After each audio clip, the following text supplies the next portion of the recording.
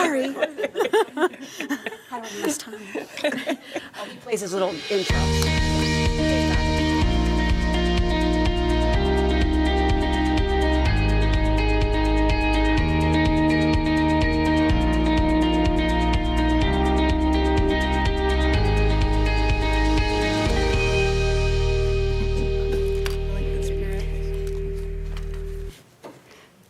Good evening, welcome in.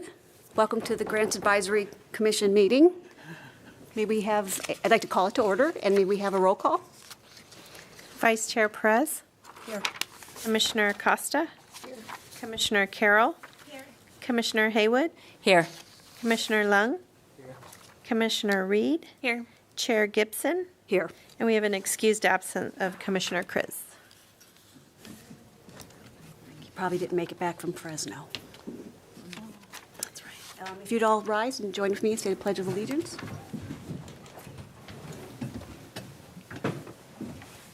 I pledge allegiance to the flag of the United States of America and to the republic for which it stands, one nation, under God, indivisible, with liberty and justice for all.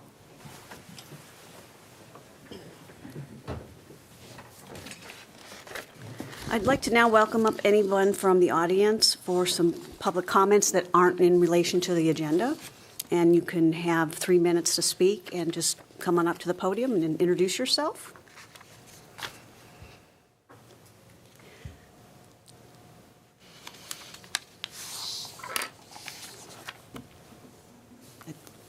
Not seeing anyone come up to the podium, I think we can move on for the agenda. The first item is approval of the minutes. Does anyone have any comments, corrections, edits to the minutes as distributed? This is, can we put, I don't think I saw in there, can we put the groups that attended? I think that would be good to memorialize, that did the presentation last time. When we met and we had the different community groups. I just think that would be nice to include. And we have it, I mean, all but one attended, I'm pretty sure. The chaplains weren't able to attend. Who didn't attend? Oh, stand-up Placer, yeah. But I think that would be nice, just as a record in the minutes, to include the groups. Sure. The groups that signed up, right? nonprofits, yeah. The nonprofits, yeah. Yeah, 'Cause well, I think there were those that didn't come to speak, but right. I think the ones who actually showed up and gave a presentation, we should include in the minutes. So everyone on the list but stand-up Placer and the chaplains. And if we want to say they signed up but weren't able to attend, either way. But I just think it's nice to have, a record in the minutes of who came and spoke. Heather says she has it in the minutes, and so she'll update them in her written minutes. Awesome. Thank you. any other corrections or comments? May I have a motion to approve as amended? Commissioner move. Commissioner Perez, second. Commissioner Haywood first and Commissioner Perez is second. All in favor? Aye. Thank you. All right. So now we are going to, our groups have been very busy, and we're going to move into our agenda. And the first part we're going to cover is the ARPA funding recommendations for the subsequent funding that was received and asked to be distributed. Staff, do you want to have a report here for us? Yes. Does that work? Okay. Okay, yes, if you can bring up the PowerPoint. I've got a little PowerPoint for you. So yes, I'm going to be presenting the 2022-2023 ARPA funding recommendations from the Grants Advisory Commission Subcommittee. We chatted briefly about this at our September meeting, so I just wanted to give a little bit more background on funding history. The Grants Advisory Commission was created in 1994 after the sale of the Roseville Hospital, as Commissioner Kriz mentioned. The Citizens Benefit Fund since then has provided over $16.5 million to local nonprofits. Between the ARPA funds, the REACH Fund, and in past years, the Roseville Auto Mall Community Fund, we have assisted in providing assisted in providing another $800,000 to the effort. And then since 1994, the Grants Advisory Commission has had a hand in granting a total of $17.5 million directly to nonprofits in our community since that time. So I just wanted to give you guys that background. This cycle, this off-cycle ARPA grant, allowed the commission to award a total of $350,000 to applicants. 27 applications were submitted for consideration, and they were split between the 3 priority groups. 1 application was deemed incomplete, so 26 applications were reviewed and scored by the subcommittee. And for this round, the total request equaled over $1 million, so it was an extremely competitive cycle. The commission scored each application on a 100-point scale and used similar review criteria as previous cycles. 13 out of the 26 applications submitted are being recommended for funding. The applications received and recommended for funding represent all 5 social determinants of health, as well as a wide variety of programs and services that serve populations throughout the community, including youth, families, and seniors.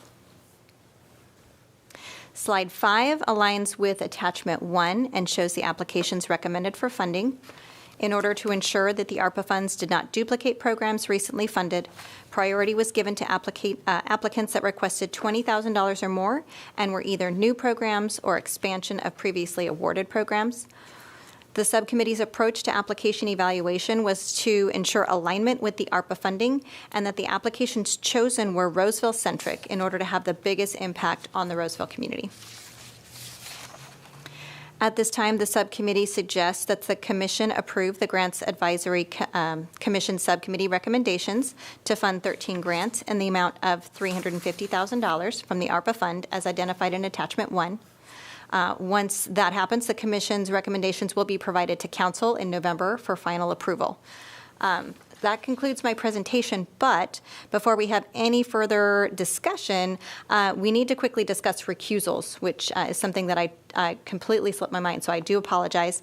I want to, if we could go back to slide 5, I'd like to ask each commissioner individually to review slide 5 and let us know if they need to recuse themselves from voting on the funding recommendations, basically. So I'll start with, I'll just start at the end. Start with Commissioner Haywood. Do you have any recusals? No, I do not. Thank you. You're welcome. Commissioner Carroll? I do. Okay, which one?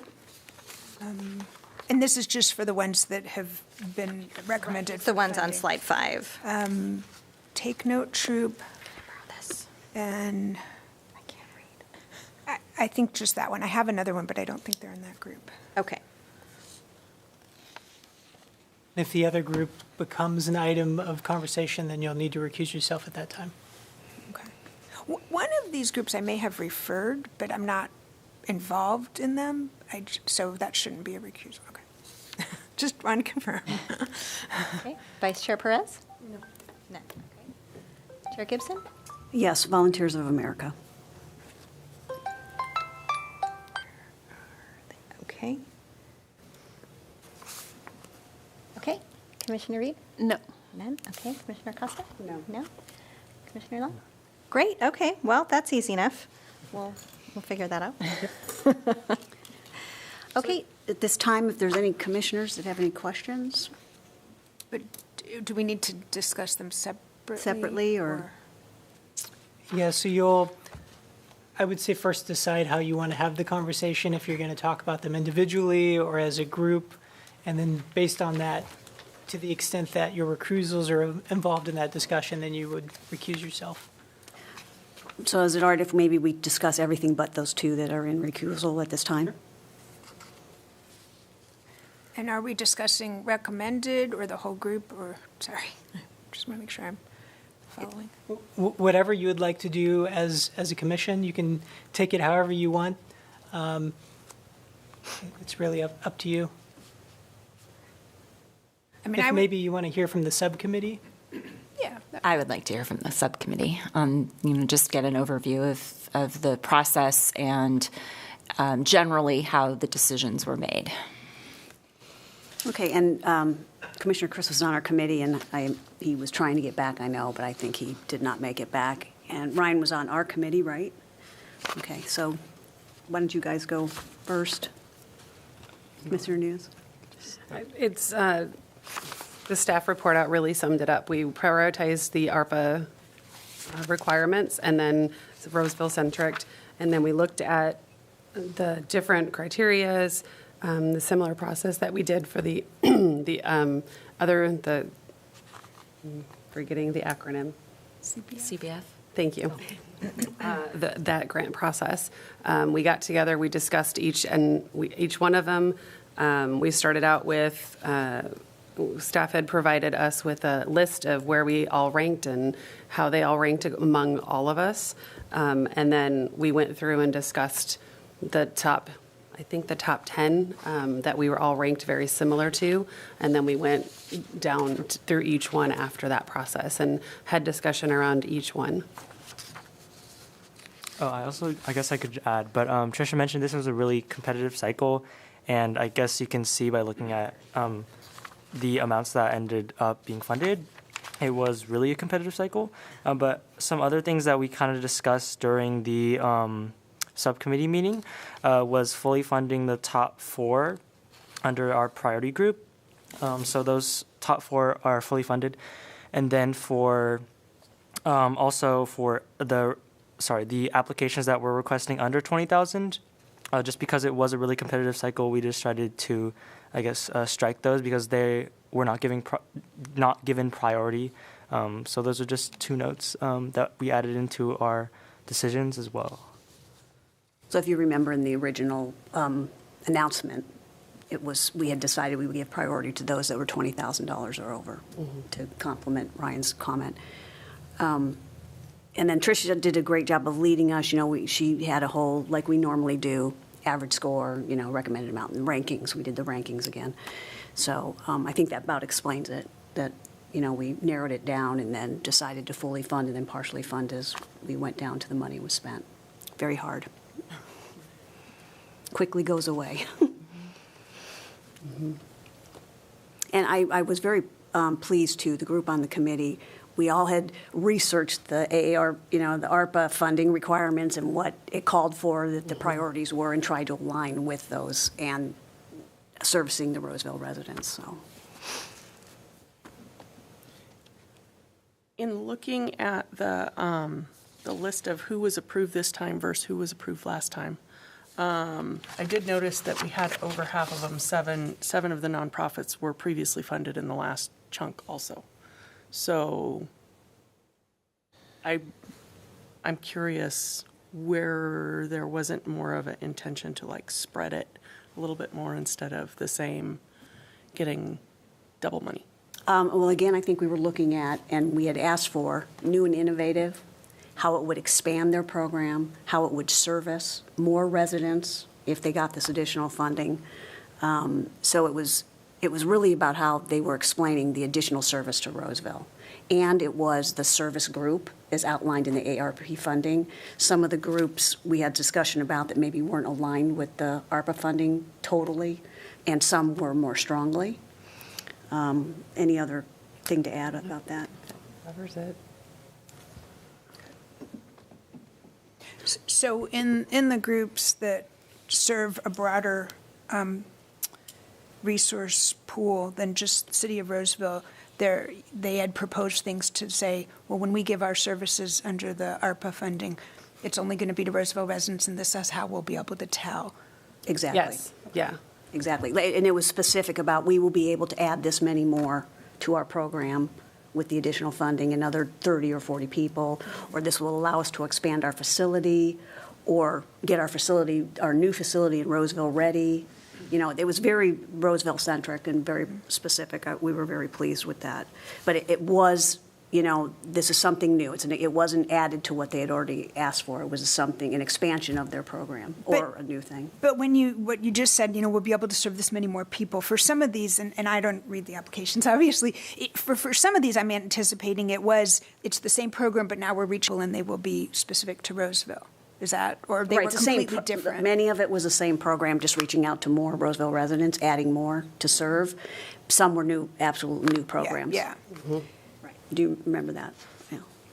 Yeah, some were brand new programs. Yeah, I can't really recall based. Oh, sorry. Oh, yeah. I can't really recall based on the applications. We went over them a month ago, but all of them had a fairly new program that was separate from what they had applied for in the past cycle. So that difference or expanding some other part of their organization, that was why we chose to fund them rather than say an organization coming back and trying to basically resubmit an application.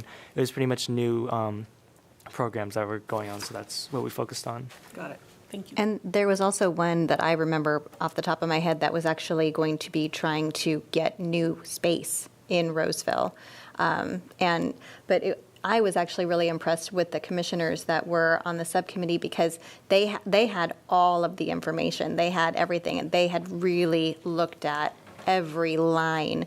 I thought it was going to be a little bit more similar to when when the group does the annual CBF stuff, but they went really, really in depth and looked at everything. It was impressive.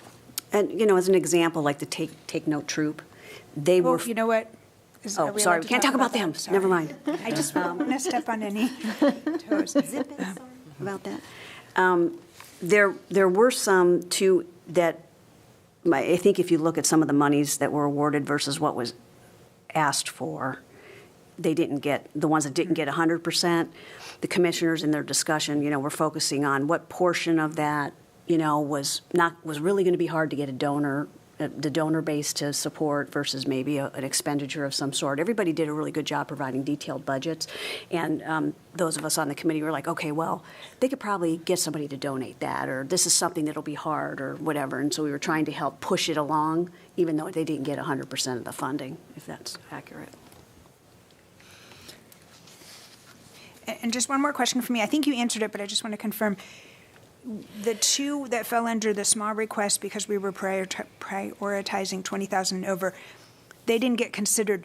Did you guys score and kind of see how they fell and then took them out, or did you not? I mean, I'm sure you probably read the applications. But We did score them, and we took them out in the whole process of the deciding to fund the top 10 and then going from the top ranked ones into who needs to be fully funded and where does that leave us? Because like we said, we funded fully the first, what was it, four? The top four. And so we considered that in terms of if we partially fund this, is that program going to go away? A lot of these were like a one-time type of program because of the ARPA, the way it was set up. It wasn't supposed to be an ongoing type of program. The funding was to really kind of help mitigate some of the impact of COVID and then also address some of the fallout from COVID. So while some of these are similar people from the CBF, that was a new program to address specific things that came out of COVID, rebuilding community, rebuilding connection, particularly around the youth ones that were identified. And so we looked at that first, and then we tried to fund as many as we could fully based on the top 10 rankings. And then as Michelle had said, we went from the other portion of, okay, so how do we do the partial funding based on what was in the application and the impact that it would have if they're partially funded versus fully funded? Okay. I just was on the two, I think both of these didn't get funded this, on the two small requests. I don't think either of these got funded this most recent cycle. They have in the past. But when they were scored, again, knowing you guys took them out because they didn't fit the priority, would they have fallen in the upper group, or was their score also low? That I didn't bring the total rankings with me. Well, remember, we ranked them separately. We ranked them by category. We ranked them by category, so. Oh, okay. I think we just decided because of the pool that was available, and we had specifically stated that we would give priority to the 20-plus to make the impact. Okay, so when you said the top four, I was thinking you put them all together, but it's really only the top four from that one category because the other one didn't, I don't know if I can say, but didn't get fully funded. So I was thinking when you said top four scoring, that was all of them, but it wasn't. It was just for that one category. Yes. Okay, sorry. Right. And then there were some ties, ranking ties, where we had like two 12s or whatever, and we had lots of discussion about that program and which one maybe should be 11 instead of 12, and had a lot of discussion amongst each others, and great, as Tricia said, great conversation about who they were serving and what they were doing and how it met the ARPA funding, to get us kind of to agree to who maybe was the 11 versus the 12 or whatever, wherever the tie breaking was. Right.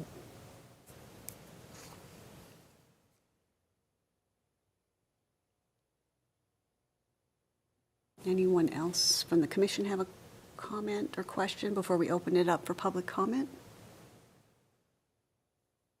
Okay, so we'd like to open up Should we recruise and talk about the two that are left over before we do public comment, or should we do public comment and then move on? I guess does anyone have any questions or comments about the two that have recusals? No. Sounds like we're good to go. Okay, so I'd like to invite anyone for some public comment. Please state your name. Good evening. Good evening. Gary McDonald, Executive Director of Lighthouse Counseling and Family Resource Center. I've got a couple questions. The first one would be, there was a organization that was incomplete, and I know that Lighthouse, I made a mistake and I submitted the board minutes authorizing me to submit the application. I want to make sure that it wasn't Lighthouse that was incomplete, because I submitted early and then we caught that and I resubmitted. Okay, good. That's good to hear. And then, and I apologize, I didn't bring the application with me, which of course the questions are with the application. Was there a question, I don't recall a question there being that you were looking for something new other than the programs that were previously submitted. Did I just miss that? Or was there a question somewhere that it stated you were looking for something new? The reason that I asked that question, because I focused on mental health, which is clearly in the ARPA regulations. It says mental health right there, especially for children. And so that was why we were looking at an expansion of hiring someone, an additional counselor, to expand the Lighthouse staffing in Roseville. So that was the intent, again, directly with children. Since we've seen a 40% increase in suicidal ideation in children, I thought that we would have been ranked a little bit higher. I don't know if there's any comment for that or not, other than my question regarding, I don't recall there being anything that stated you're looking for something new. In the actual release with the applications, we talked about the funding priorities, and so that's where that was. And then in the questions, the subcommittee was able to infer if there was an increase, or I mean, there were definitely questions about that. If you were expanding the program, if there were any, they could tell if there were any new programs. Okay, I don't recall that, but that's fine. I can review that when I get back to the office. Yeah, I think when we had the meeting where we handed out the checks and we shared about the new ARPA funding, we talked about it, but I don't know if it was beyond a press release, which you may or may not have seen. I don't know if it was actually in the application process itself. It was. I put Yeah, it in there. it There were was. funding priorities In the application process itself? in Zoom grants. Yes. Yes. There's your And answer. just for clarification, are you saying the funding priorities, there was the word new, or new programs? Or when you say funding priorities, it's just the specific categories? I'm just trying to get clarity for next round. I'm going to take a shot at this, that I think that maybe we should do a better job, because I was misunderstanding also, and I know there's other people that were, as far as new meaning not previously submitted or not previously funded. Like, I think new could have said either of those things and probably should be clarified next time. Okay. I have Right? it in front of me now. I was very surprised when I heard that it would have been new funding, and because I could have been more creative, but I really just went to the heart of the need, which I thought was which addressed the ARPA intent very clearly, which was mental health, and that's huge now. Anyway, I appreciate your time and I appreciate your responses. If you can excuse me, I'm going to go to another city council meeting. Thank you for your time. Thank you very much. Have a great evening. Thank you. It's in here.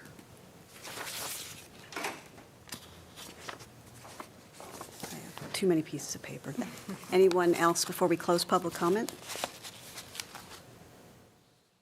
Any more final comments from the commissioners?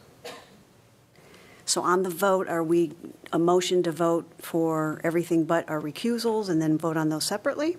Yeah, you're probably going to need multiple motions because we have recusals. So you can take, starting with a group that nobody has recusals on, or you can deal with your recusals up front, whatever motion somebody wants to craft, or we can suggest one and somebody can. I'm happy to move that we approve the recommendations that the subcommittee has made, with the exception of can I name the group in my thing? With the exception of Take Note Troop. And Volunteers of Volunteers of America. America. Oh, so we can, yes, and Volunteers of America. Do we have a second? I second. Sorry, Nina Acosta will second. All those in favor? Aye. Aye. So now we will need a motion from anyone but myself. Do we need to leave, or we just, We'll do one at a time, so we'll do two motions. So we'll start with one for one of your recusals, so we have the benefit of the other one who's not recused participating in the conversation and vote.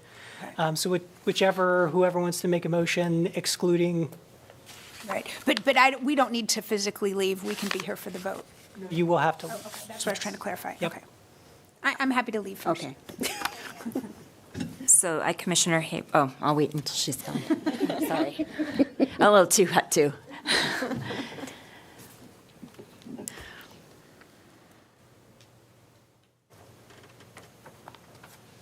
Commissioner Haywood make a motion to approve the subcommittee recommendation to fund Take Note Troop.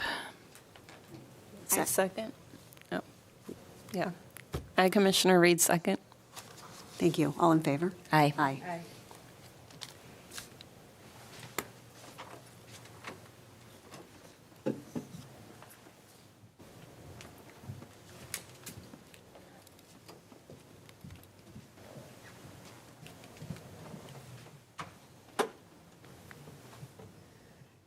So you get to call for as vice chair. Me? Oh, Well, you could call for the motion. okay.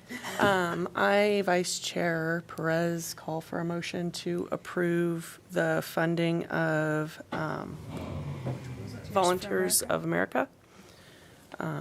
Commissioner Haywood so move. I second. All in favor? Aye. Aye. Aye. Opposed? Okay, cool.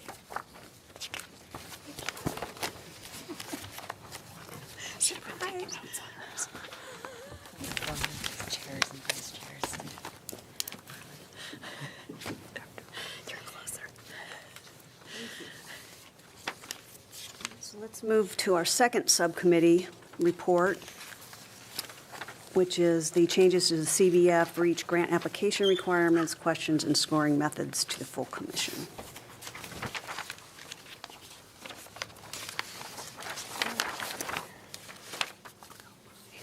Do you want to give the background, Tricia, or just, do we need to?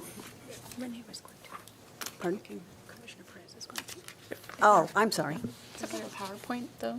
No. No? Do you guys have PowerPoint? I did create a quick PowerPoint just with, Yeah, just that's with what the, we'll do. the Yeah, attachments. okay.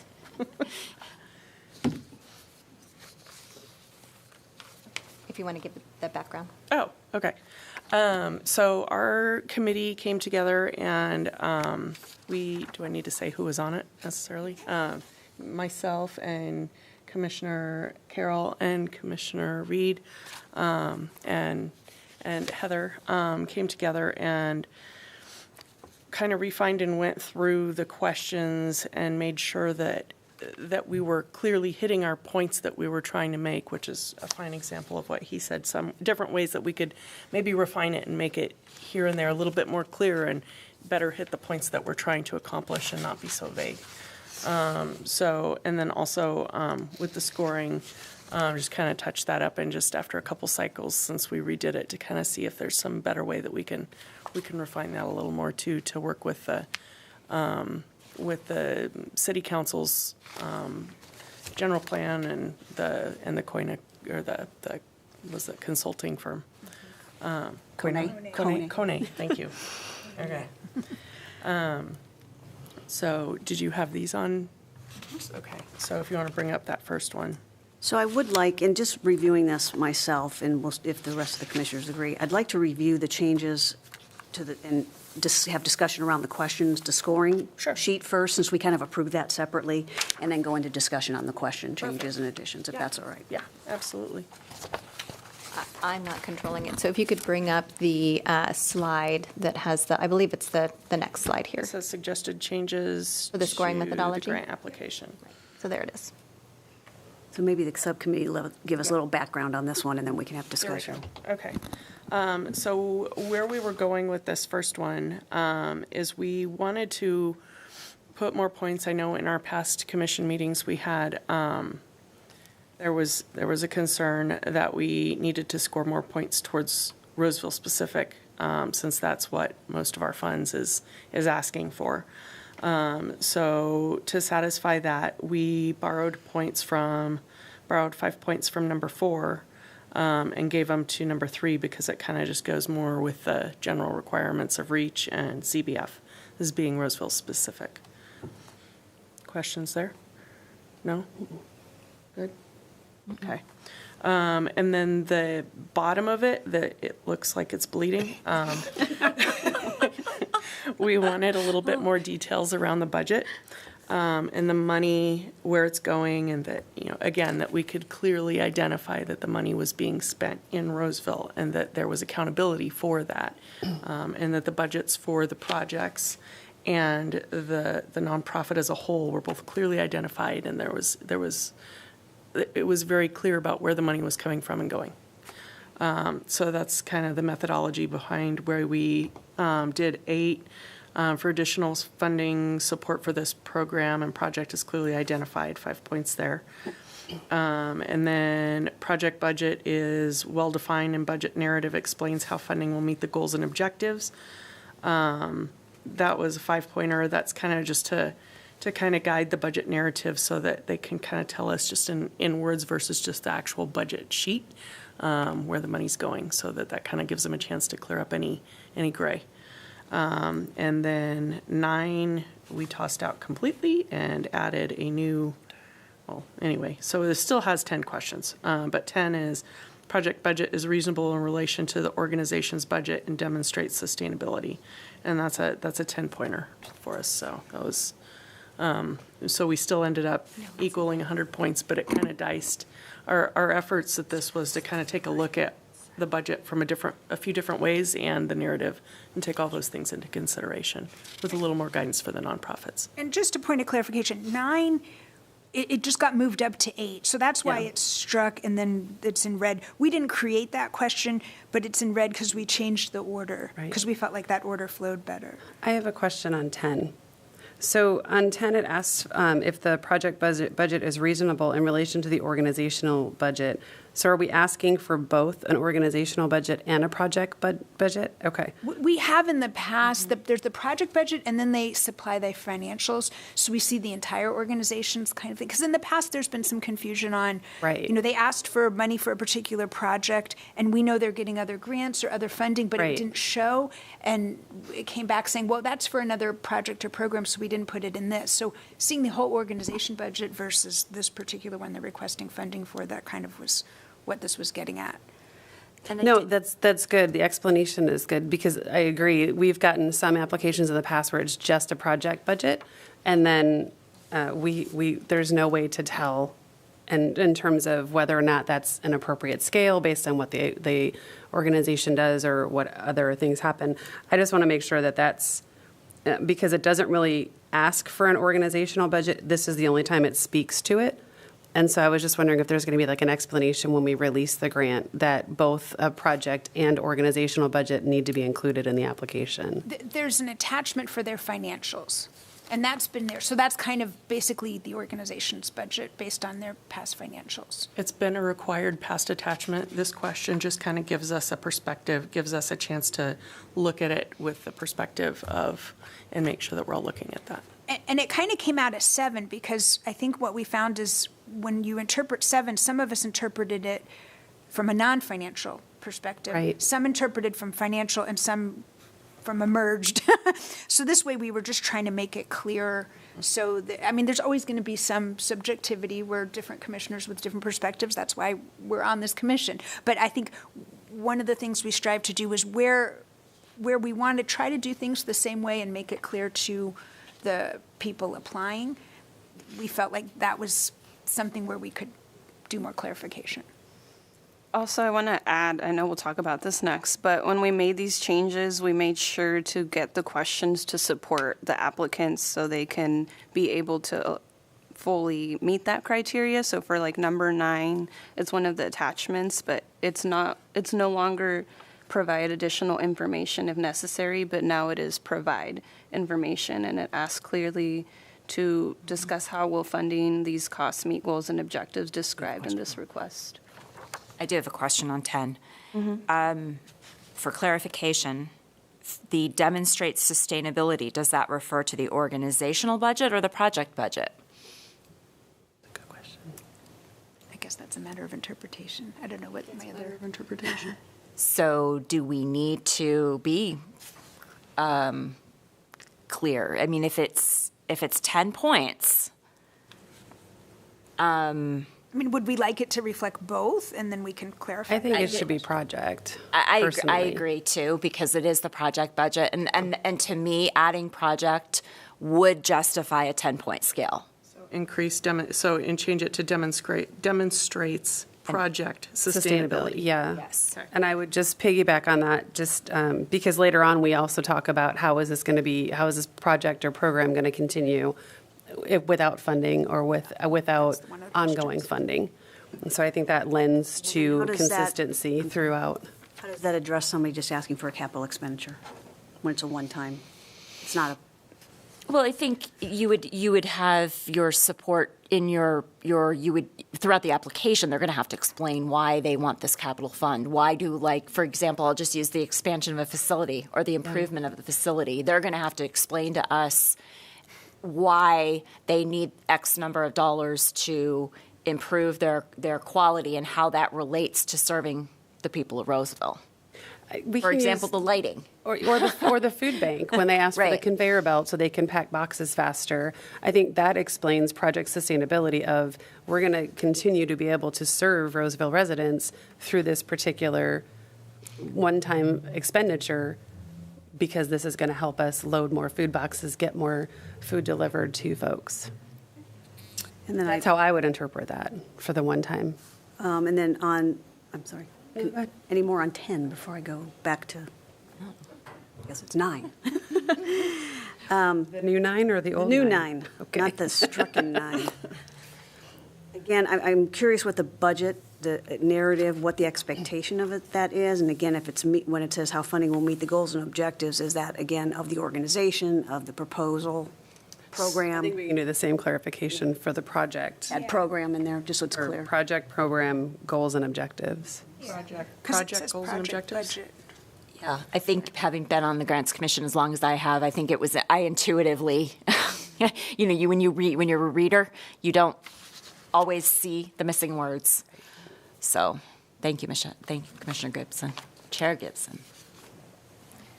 So let's, great job. I was Any more gonna say- comments on that? Absolutely. Yeah, I was going to bring back to the attachment. I don't know if we have a picture of it, but the project program budget narrative handout, where it shows the question that aligns with number 9. So you all can see the wording compared to what the question will be versus what the criteria is. Oh, there it is. So that's what's being changed. Yeah, right there. Right there. Yeah, so maybe we can move on and just talk about the proposed changes and additions on the questions themselves. I just wanted to cover the scoring first. Do we need to take a motion on each one individually, or should we just can we lump them all together? You can lump them all, however you want to take this. No. I'm good with lumping them all together. That's as fine. I'm as good with amended. that too. I just didn't want to. That's So- fine. So everybody's okay if I move on to the next one from the suggested changes? Okay. And if you'd be so kind is to address one at a time, and then we can comment before you move on. Okay, cool. Please. Okay, so moving on to the suggested changes, if you could bring up that slide, please, for suggested changes for G, that's the one? Yes, project description, yep, that's us, thank you. Okay, so this one, we kind of changed, and basically, we took some of the things, is it okay? Yeah, well, I'm gonna. So we borrowed, maybe plagiarized a little bit from the block grant on a couple of these questions, but where we felt that they did a better job addressing kind of what we were trying to get at with it. So it's a little bit of a blending there. And so number 2, we basically added a 2B. So it's a second question, but it's this request will select one. So you have to say whether in your mind it's going to launch a new service program or facility, continue to provide an existing service, increase or improve quality services provided, or expand services provided to a larger population and increase capacity of a facility. So it's like you kind of have to pick one so that we kind of understand what you're trying to accomplish with the money. And it's, again, giving the grant writer a different opportunity to express what they're trying to accomplish.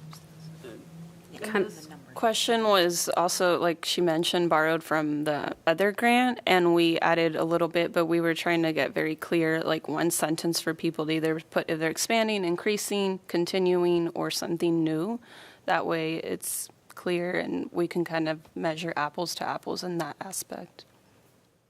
I think this is really helpful. I would just want to add one additional one to the point of the last one, of if it's a one-time situation that, like the conveyor belt that doesn't necessarily expand services directly. So I think that for our providers that are maybe newer to this process or brand new to this process, looking for lighting, where would that go in this? Increase the capacity of a facility for the conveyor belt, because they could move boxes faster and do more productivity. And I think even the lights would fall under the Same thing? increase Okay. of capacity, or increase- improve the quality quality, yeah. of services Would be more provided. for the lights for the, yeah. And we did try to test this question by looking at a few people and seeing if they would fall under one of these. And we wanted to have this up front because as you're reading through the application, that's a Absolutely. good frame of mind. And I like what Commissioner Reed said about, that helps us as we get to, some applications, we all score them, see the scores, they come out. We have kind of a consensus on the top group, perhaps, a consensus on the bottom group. And it's that middle group. And this helps us, like she said, Yeah. apples to apples, to make sure we're really trying to be as fair as we can to each group, understanding what they're trying to accomplish and share limited funds. I think it's a great addition. And then I had one clarification item on the last bullet. So it's pretty clear that the first one is a new service program or facility, but do we need to add or increase the capacity of an existing facility to the last one versus it being kind of the same thing as one, is where you're adding to the facility? Expand existing services? Right. Just add do you want the existing? Or increase the capacity of an existing facility versus a new facility, which would be item one. So if we did expand existing services or increase the capacity of an existing facility. Yeah. So it gets both of ours. That's my suggestion, if we're all open for that. I mean, you want to add the word existing to bullet point number 3 too? Because the first one's new, the second one's existing, third one doesn't have one of those words, and the fourth one would then have existing. Well, but if it's, I guess it's because it's so hard because some of these could be two things. Well, the other part with 4 is also it's a larger population or a new population. They could be providing the same service to a new population. Which would be under new service. It could be the same service. So if you're looking at counseling to maybe substance use disorder, and then you want to expand that from adults to TAY youth, for example, that's a completely different population that has a different programmatic element. Right. But it wouldn't necessarily, you're expanding services, but not to a larger population, it'd be to a new population. And I was more looking for to clarify that this last one is your existing resources, it's expanding or increasing the capacity versus the first one, which is clear that it's adding something new. Right. That's all I was looking for. And I was going to say, to your point, Commissioner Costa, I think that example could still fall under the last bullet point because a larger population, it is a different population, but it's expanding it to more of that group. So I think it could fall in there. And again, they get to pick just like they do for the buckets, and it's up to their interpretation. Or we could just not put existing referred to as services and just leave existing with the facility. Give a little more leeway for expanded services to a new population in bullet 4. I'm not married to it, so yeah. And I'm not married to changing it. It just, in my mind, it seems like they're two different things. You're either expanding what you already have, or you're requesting a capital request to actually get another office or do something to expand a facility, physical facility, Right. which we don't get many of, but that's when you get into that capital expenditure requirement with the different bids and all that stuff.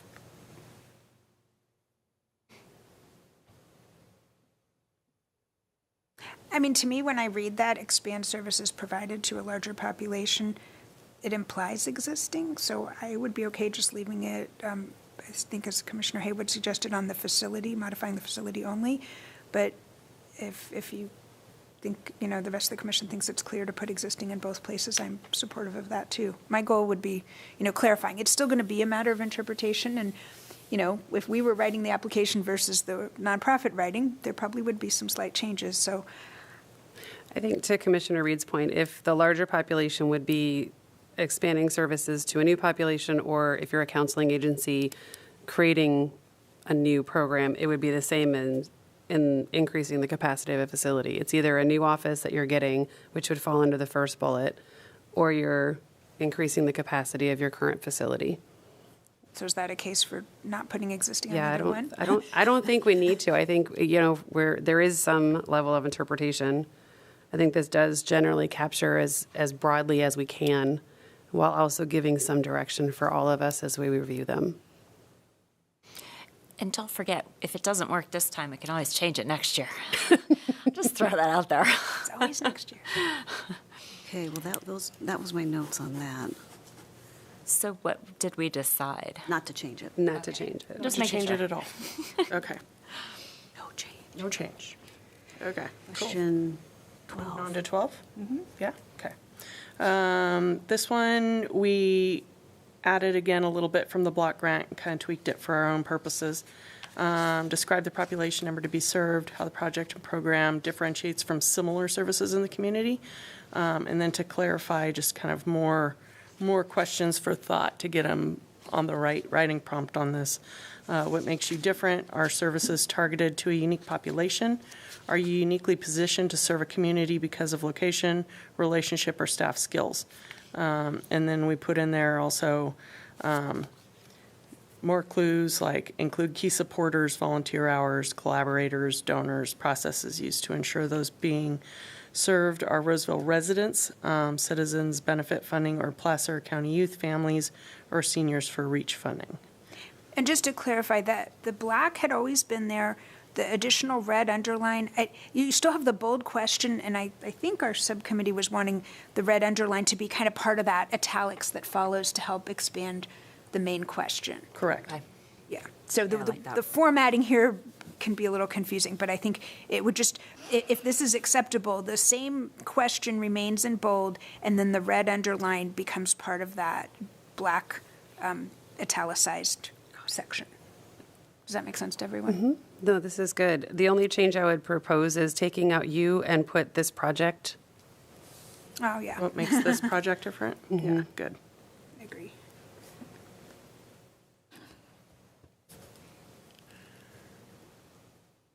And you want to, on that same note, I guess it doesn't matter. There's another you. Are you There's another, yeah, that's what I was uniquely- getting yeah.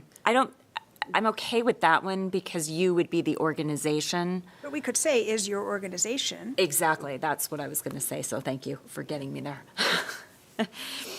Yeah, I also felt kind of nitpicky on those. I was just like scrolling to the more questions down the line as well. And I feel like if we want consistency, I think your organization, your project, rather than like switching between you and your project, like I think it would be more consistent to keep like one or the other. Yeah. We'll- This organization So or is this the project. organization. Yeah, the organization, this project. So you're saying, is the organization uniquely positioned? Yeah, and taking out the you reference. That's what I heard. And then we'll be And then consistent when we move further down. Removing the, like, later on it, in the red part of following number 12, if you serve an area, we can just put identify the area that you serve if it's larger than the city of Roseville. Let's finish with number Yep. 12. Yep. I think this is great, especially for the non-grant writer people. Yes. It gives them something to think about that's an emotion, Yes. not just a fill-in-the-blank thing. Yep. That's really good. And I appreciate it from the grant side, the scoring side, because then I have a better sense of, where the organization's coming from, so that I can even understand specifically how this project benefits Roseville residents. Right. And I appreciate that we keep emphasizing Roseville residents. Cool. New question. Good there? All right. Moving on to the new question following number 12. Describe the population, describe your service area. CBF and ARPA funding is intended to benefit City of Roseville residents. If you serve an area larger than the city, how will you identify costs to serve Roseville residents? Can we take out the reference to ARPA? Yes, actually, that was something Jonathan Since it's suggested. anyway. temporary. That was one that snuck in there. And then again, CBF funding. Your organizations, the project, do we want this one to be the project or the organization, Michelle? Is where you thinking? well, you could just say, if serving an area larger than the city, how will you identify? Oh, got it. Even better. Very good. Yeah. And then the first one, instead of describe your service area, describe the project or the organization's service Service area, Project? project service The area? project Yeah, service area. project. She was the second sentence first. I was on the first sentence, but I think we got there. And I'm assuming then this becomes number 13. Yes. The last correction that you just said. Describe the project service area. The second sentence, Michelle. So it would be describe the population, new question following. So the first question of new 12 would be, New or 13. following. And if serving an Yeah. area larger than the city, how will you identify? And I have another question about a word. Did you get that, Heather? Okay. Thank you. This is the accountant in me, I'm sorry. Will you identify costs to serve Roseville residents, or is it the allocated funding that you're asking them to explain, the funding they're receiving? If serving an area larger than the city, how will you identify? I mean, should it be the funding? I would think, I don't know, because this is about the funding being, we're notifying them that the funding is intended to benefit City of Roseville residents. So I had used like allocated funds, project, project funding requests to serve Roseville, but I just don't know. Cost to me is a cost item versus they're not asking for costs, they're asking for funding to service. Well, but I think they're not, on the front end, we just are asking for them to set up a system so they can account for it. And then on the accounting side, you've got your revenue coming in and your expenses going out. So we're basically saying, we're providing revenue, but how can you make sure that ties to your expenses specific to those? I mean, I'm open to changing it, but that was, I So think, it what does we were kind of trying add to to. costs. Yeah. But if we want to change it, we certainly can. I like your suggestion, Michelle, because we took the wording exactly from the other grant, so where I think they did need to itemize and there was more strict standards, which is why they probably used that wording. But for this, if it makes it more clear about how will you identify allocated funds for Roseville residents, that sounds pretty clear. Or how will you, How will allocated funds be identified to serve Roseville residents? How will funds be allocated specifically for Roseville residents? But are we asking on the front, or we want to know that they set it up so after they spend the money, they spend the grants, and at the end of the year, how do they know that the grant funds went to the intended purpose? guess my question then would be, what's the purpose of the question? What was the committee's purpose in adding this question? That not only are they saying, yes, we're going to serve Roseville residents, but they have a way to follow through and demonstrate after the fact that they indeed did. If I say I'm going to serve Roseville residents, but I'm going to set up at a playground and whoever shows up gets to play on the play equipment or whatever it is I'm asking for, I can say I'm serving Roseville residents, but I don't have a way to ensure that the money went to the Roseville residents. And my interpretation was prior, how could you identify? I know one of the other applicants had done it and mentioned before by zip codes. That's how they had referrals and they were able to identify. So I viewed this question as a way, if there is a strategy in place to identify it now, and if there's not, I guess room for interpretation, they can say how they'll measure it afterwards. But I think that's a key point. It identifies, it doesn't say if before or after. So another room for interpretation. Well, the how will you implies, have you thought about this? Do you have a structure in place so that if we give you this money, you can come back and tell us it went to the intended purpose? If you were to say, how will you identify, or how will you provide how will you identify allocated cost to ensure Roseville residents are served?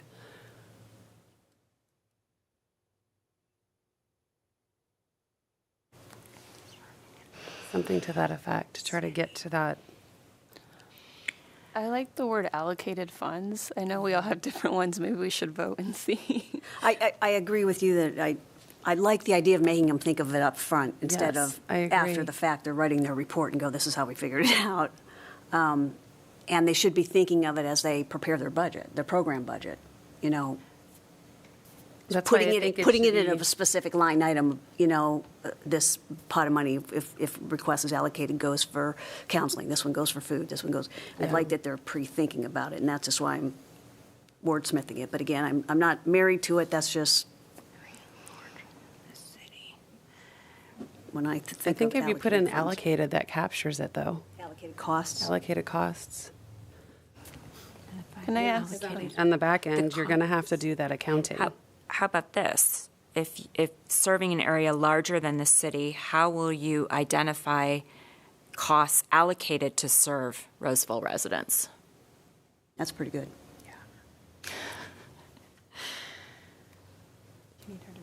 No, I got it. Took me a while. I had to keep. This is a quiz for you, Heather. I was going to ask our youth commissioner, who's a senior in high school and, taken some English classes, if you have any opinion on the wording. I do this for a living, so it wording- just takes me a while sometimes. I think the wording makes pretty much sense, but like I'm trying to process like, is the question asking for them to specify exactly what the money's being spent on? Because I feel like that would be better managed in the budget, or is this just asking like a general overview of like what the program is going towards? And I'm just trying to process that. But It's basically getting them to identify, if they serve the greater Placer area, what costs are going to be specific to serving the people of Roseville that are going to be funded with this. It's like what checks and balances will be in place to ensure that the money that you're being allocated is serving City of Roseville versus I've got a line item in my budget for counseling, but I serve 3 counties. How are you going to determine, like you said, if it's a zip code or whatever, that you're allocating a specific percentage of the monies for the Roseville residents versus just putting it in this pot? Because we do have nonprofits that don't physically have places in Roseville. So this question to me is a great way to get them to think about, even though we operate in Roseville because we have to have a business license in Roseville, yet we know that we're being held accountable to show the Grants Commission and ultimately City Council the concrete ways that we are going to make sure that this CBF funding is going only to Roseville residents. Because what we found in past grant cycles is some of the nonprofits, they lump everybody together and they don't specifically say, okay, we're going to deliver 300 flower arrangements to Roseville residents, and we're going to deliver 1,000 to the greater Placer County, for example. So if that were defined, then we would know, okay, only 50% of the money, I didn't do the numbers right, 30% of the money is requested is going to Roseville residents. So then we have to make the decision as a commission, okay, do we consider fully funding this when only 30% of the money of the project money is going to citizens of Roseville, just as an example. So I think that's what this question is meant to get at. So now one of my concerns is allayed. Well, and I think with question 12, when we asked, describe the population to be served, and in the italics, we had that, and I think we had even changed that the past 2 cycles. It's intended to benefit Roseville residents. We still, I think, in some of the answers had some challenge in interpreting that to be really clear. I think with this cycle and next cycle, getting the ARPA funds that definitely have to go to Roseville residents, we just felt like it was an opportunity to re-emphasize and draw it out in a separate question, especially since we saw the block grant application had something in that space, and we thought, hey, this helps us really reinforce what we need. Clear as mud? Yeah. It may make more sense once you go through a grant cycle and see the applications and have an opportunity to read about the different programs. It's hard coming in from the back end and not having seen the process. He's in been through place. 2 now. Yeah. Oh, 'Cause that's right. Did ARPA. Sorry. So it's like ARPA, but it's, just a little different. I'm going to propose that we leave it as it is, and then keep in mind that we could always add in ask for zip codes or something later, because that's something that they did with the block grant that we didn't, but we were thinking about it, or we could do that now. But we have agreed to describe project service area. Right. We struck ARPA, and then we added, if serving an area larger than the city, how will you identify costs allocated to serve Roseville residents? Right, that's what I mean with Okay. those. Okay. Yeah, I'm open to keeping it as rather than narrowing down the way that they can identify to leaving up to them to figure that out. Yeah, I like that too. Agreed. I mean, I think, yeah, in the future, we can ask them, I guess, point blank, what is the percentage of persons served that are Roseville residents? Some do it, Anticipated. some don't. I mean, you can make that a straight out question and then in the next iteration, if we feel like this doesn't get to that. Right. And most of the organizations do a pretty good job. If you can at least discern it, it's just the ones that we've only had maybe in the many years that I've done this. This is the only. There's only been like 2 or 3 in the last couple grant cycles that have just not gotten to that level of detail, which is surprising because they have done it in the past and then stopped doing it. So. And then we should, it's going to be question 13, which makes question 13, 14.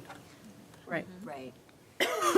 Okay, so we're good with the new question following 12 with the changes? Heather, you got all of that? Yes. Okay. So moving on to 13, the collaborative partners, or whatever it is now. Does your organization have collaborative partners in the provision of your proposed program project? If yes, please describe the role relationship of each partner in the provision of the proposed program or project. We added another little bit from the block grant here. Do you provide or accept referrals? Do you participate in other coordinating bodies or work with service, business, government organizations to kind of get them to explain collaboration a little bit better on some different levels? And I think the red is intended again to be italics after the bold question, right? And we probably can change the U to the, does the organization? Yes. To be consistent there. Yes. So does the organization, Okay. Yeah. In both of those sentences. and does the.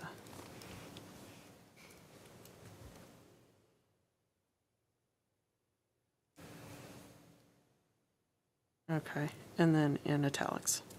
Other than that, anybody got any questions on that one? Trying to think if we're missing anybody. Nitpicking. The comma between business and government organizations, should that be a slash?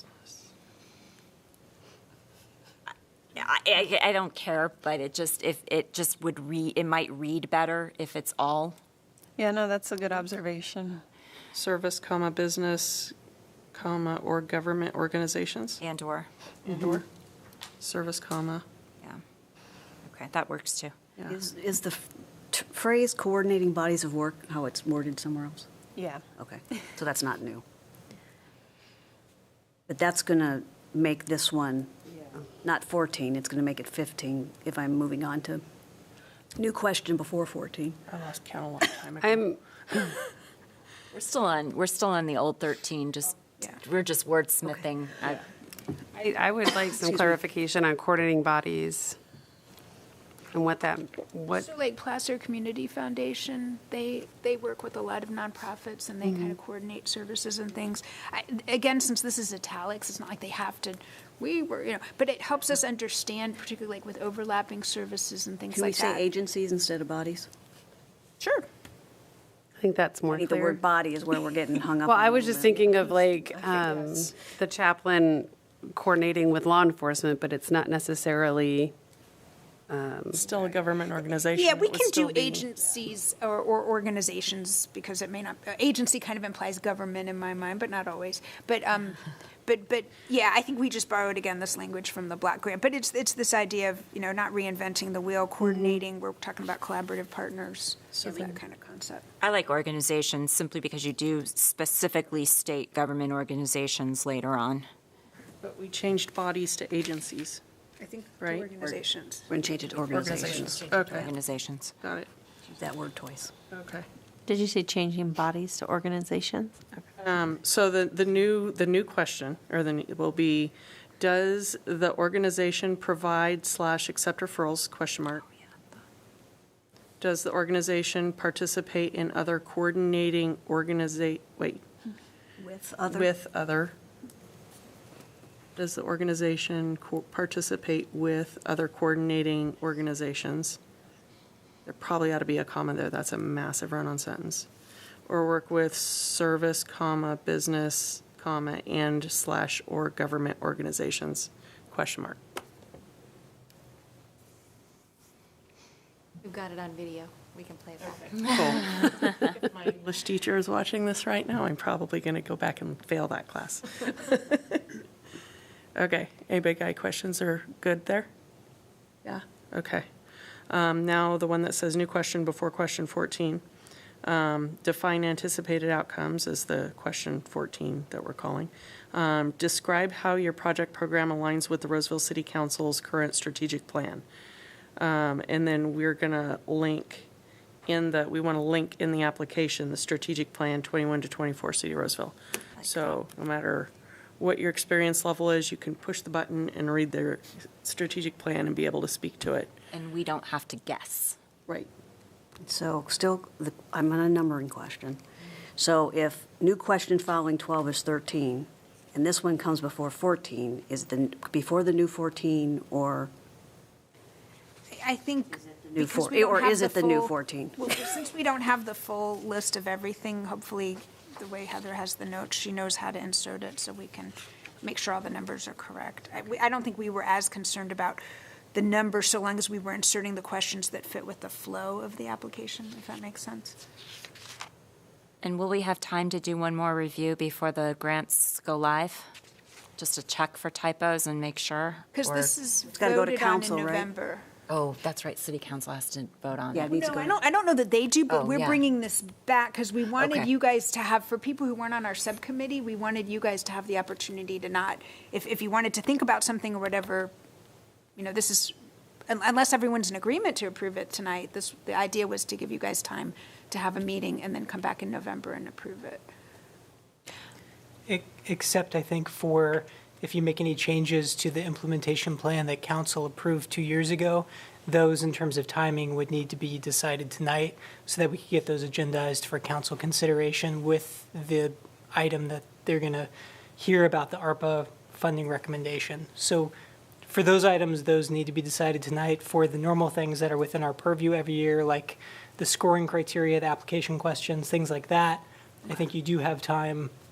And I think we have a meeting built in for that specific purpose still coming up. Right. So as far as the things that council would need to approve, so the small request changed from 10 to 15? Correct. So we could probably talk about that tonight and get agreement. Let's finish these But I questions. think, for the questions and application itself and the scoring criteria, I think we are allowed to make those changes without, we're not changing the overall direction of what we're doing. And historically, those things have been within the purview of the Grants Advisory Commission to decide on. If there's anything else that's being proposed and what's already been talked about or that we haven't talked about yet, though, that was in that implementation plan that went to council, besides the $10,000 to $15,000 piece, then we'll have to talk about that separately. Yeah, I don't know, like the narrative, since that was optional before and we're making that required, I don't know that that would necessarily change, or some of these others that we've kind of talked about where they have to supply their own evidence of the, business license and the state thing. That's fine. That's returned to Yeah. pre, It's gone. that's, like, yeah. Pendulum that's- swing I each ki- way. And I like that, but we can Okay. talk about that later. So I think Yeah. maybe just the 10 to 15, if we're in agreement on that, which we haven't talked about yet. But Okay, so I think in answer to your question, yes, you'll get the reordered final version before you vote on it. That was going to be my suggestion, that we postpone a vote on the final revised questions so that we can make sure we've got the complete thing in order with all the numbers so everyone knows. Well, I believe we have a meeting before this goes published that says, are you approving the scoring criteria and the questions as, before it goes live into Zoom grants and stuff and gets. Yeah. We do. That's the November one. Thank you. Last question, 17. Oh, sorry, just before we move on, for consistency on the describe, instead of how your project or program, how the yeah. organization's project or program, or how the project or program, I don't have to say Project or organization. program? Sure, yeah. I think we use this. This? I would say blanket statement, Heather, for, you understand what we're trying to do here, taking out the use and keeping it more neutral, so if you see one we missed, please feel free to edit. Okay, no, sorry. Oh, you're fine. Okay. 17, if full funding is not available, how will your organization be able to accomplish your program, project? And then we're going to put this in italics. Will you accept a lesser amount? Will goals be reduced? Will the program or project no longer be feasible? I would sorry. Go ahead, you go first. I would suggest rewording it to please describe how the program will be affected if a lesser amount is awarded versus will you accept a lesser amount? They don't get to choose. I mean, if they say no, does that mean we throw out the whole application? Well, and that was a problem we had before. Yeah, this question is about too, we used to have it prior to last cycle, we had it, will you accept if less than full funding, and there was like a yes or no, and only one of them allowed you to add comments. So last cycle, we changed this to say, just let everyone make comments and hear whether they will or not. And then this was, again, taken from the block grant, we were just trying to expand, giving them ideas on how to explain it. I think the other two questions are great. The first one, I think we just need to change it to please describe how your program will be affected or how the project would be affected if a lesser amount is awarded, because that really helps us as a commission understand. And I'll just use one example. If somebody says, I need $150,000 for our project and we only have $400,000 to award, there's 30 applications. If we can't give you $150,000 and you check, no, I'm not able to accept a lesser amount, that automatically puts them out, right? And I don't think we want to, it could, right? And I don't think that's not the intention. I think our intention is to say, okay, well, kind of like what we did with the ARPA funding of, if we don't get a full amount, then some of this could be fundraised and some of this could be, but some of these things that come through, maybe not. And we wouldn't know that because if they just say no, we don't really know why they're saying no. If there's no other way to fund it, we might assume there might be other ways. But if they could explain this, well, no, there's absolutely no other funding to be able to do this conveyor belt at the food bank. There's just no other place that we can get this. We've tried fundraising or whatever. I think it opens it up to having more of an explanation from the agency of, we really would like a full amount, and if we don't, we can still provide this much service. Because some of them, in the last round, some of them said that. If we have lesser amount, we can serve 25 people instead of 50, or we can, provide 100 boxes of food versus, 300 if we had, based on. And not all of the funding lends itself to that, but I think it helps us have more of a description and understanding of what can and cannot be done versus the all or nothing kind of question. I think I would advocate that is addressed in the first part where it says if full funding is not available, how will you be able to accomplish your project or program? That one's already from last time, and it gives them the opportunity to explain that. And the reasoning for the second portion was just to be very clear, because if they are saying no, then I think at that point, then that means they didn't choose to answer the first part, and they're kind of, and I don't think historically you guys have ever seen that, right, where someone says, no, I can't. Yeah. You have seen that? I've seen it. Just in the ARPA funding, we saw that. And the other thing is that I'm thinking about the non-grant writers. Will you accept a lesser amount? If this is your first time writing for a grant, you're going to say no, because you're a new organization, essentially.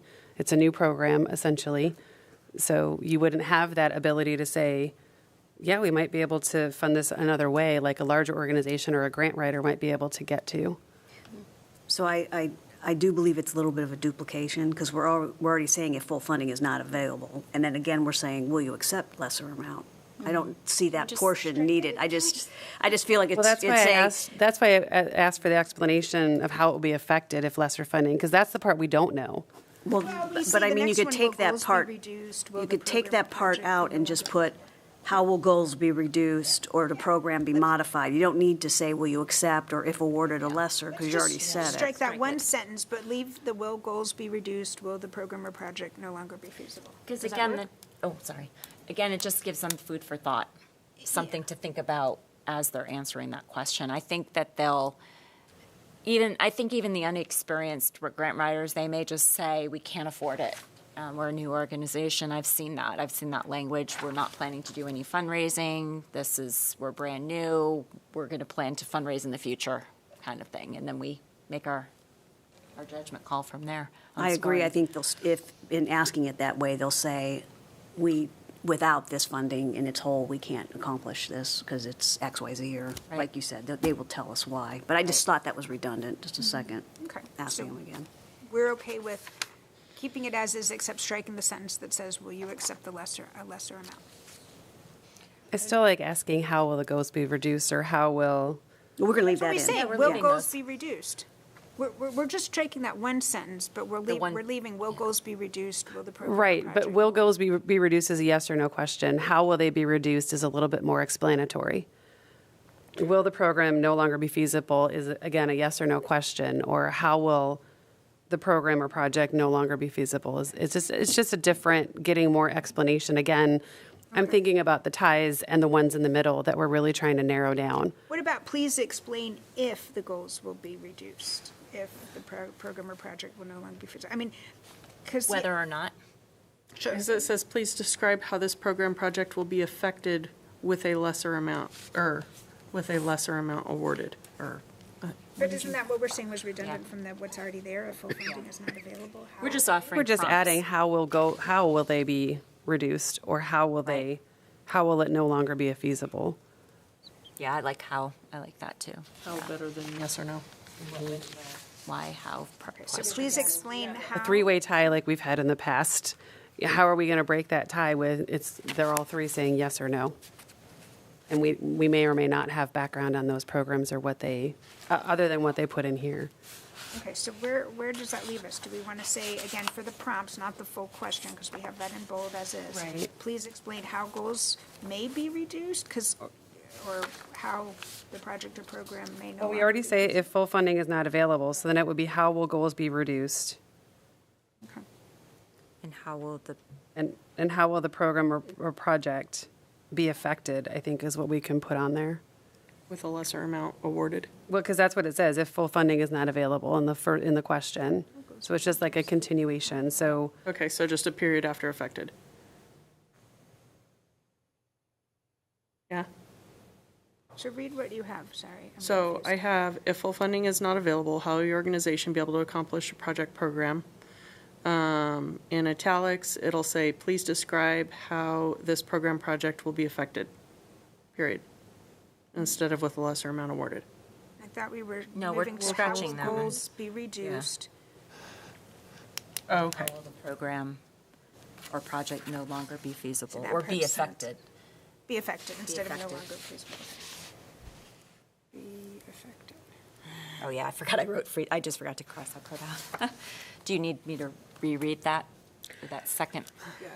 In the red, we're striking out, will you accept the lesser amount? And then the next one would be, how will goals be reduced? And then how will the program or project be affected? And that will be in black italics. All about that. Okay. Heather could follow us, even if we couldn't. Okay, and then this next one, pretty much we already covered that with the what it's gonna look like, right? Okay. But then we have to go back to the, And then the last thing was the funding for the small grants. well, we gotta, Right. you, go back to this list, Oh, my God. because we talked about the business license and other stuff. Attachments.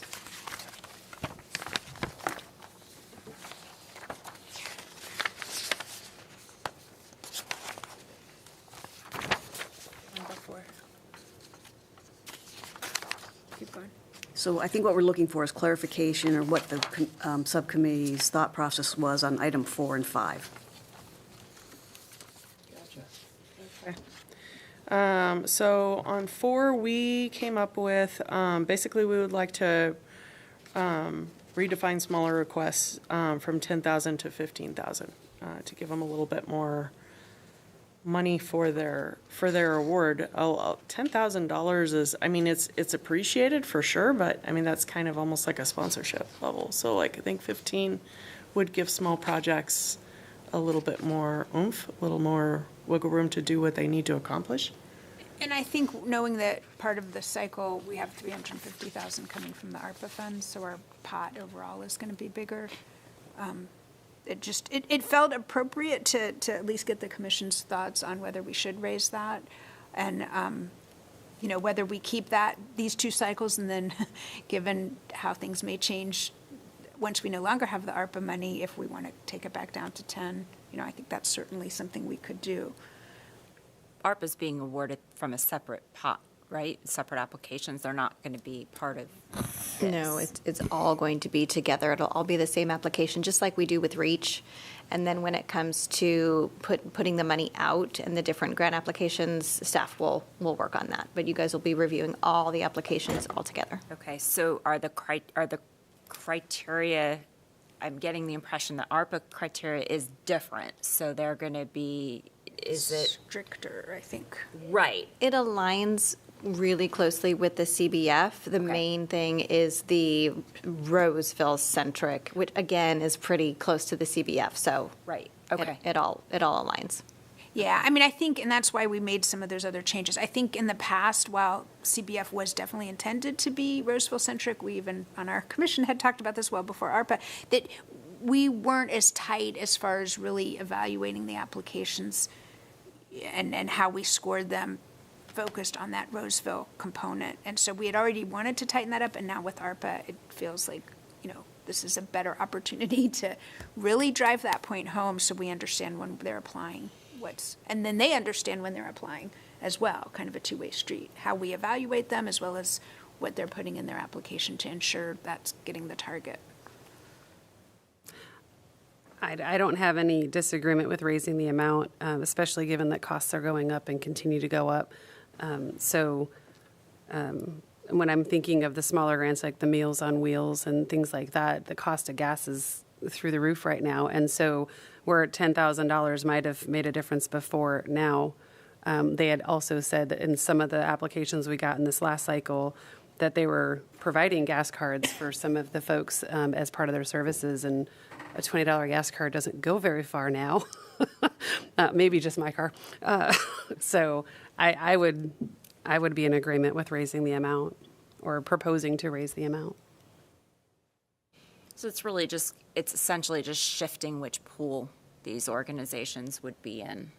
Yeah. Really, because they could ask for 15,000 and just they would be considered as A part of small grant now.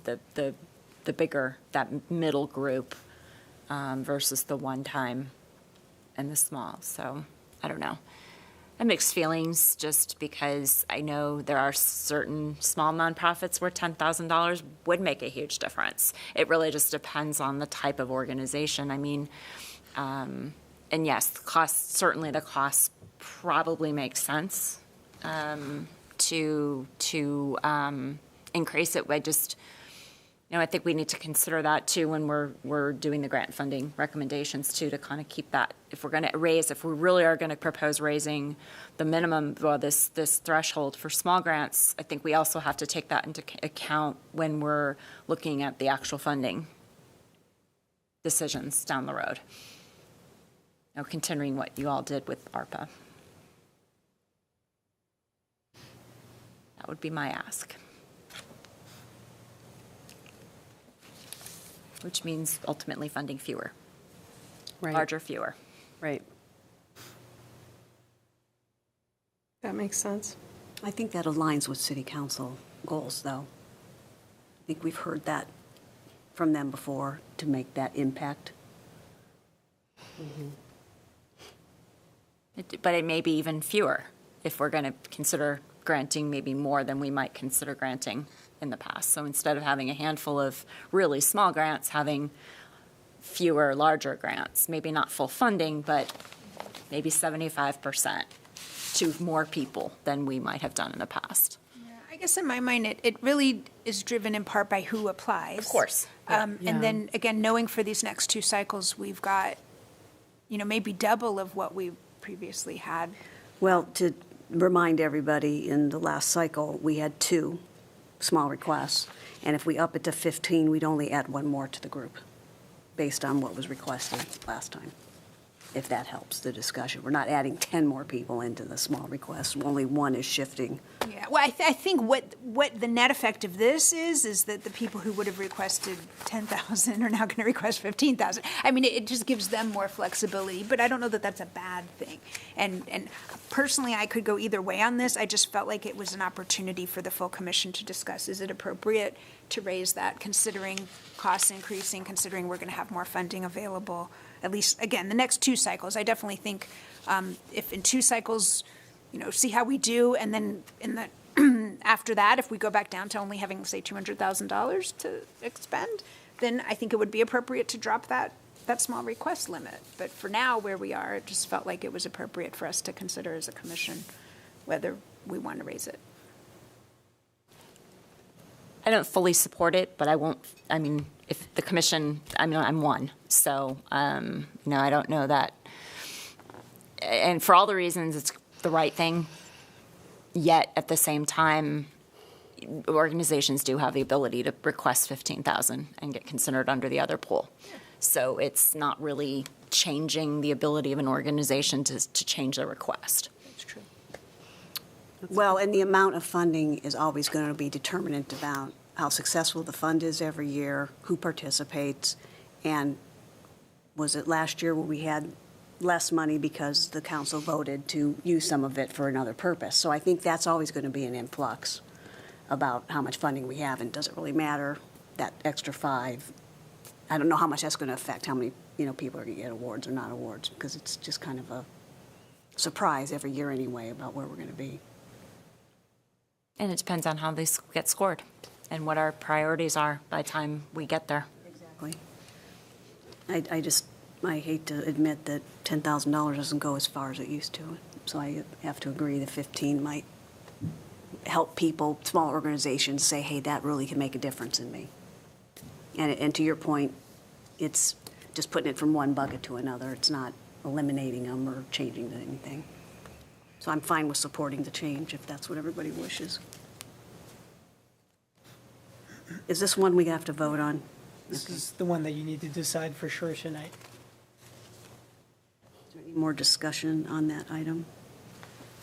You will need to open up for public comment if you're trying to vote. Any more commissioner discussion on that item? Before we open it to I don't know, I'm public? kind of torn, because again, it does fluctuate, and we're on a challenging road, fiscally speaking, in the next couple of years, and so I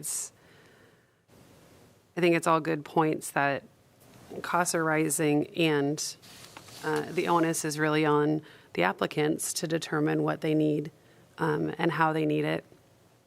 And if we know that costs are rising, the agencies should know that as well and factor that in, and then not go for a smaller request if that's not something that is going to work for them.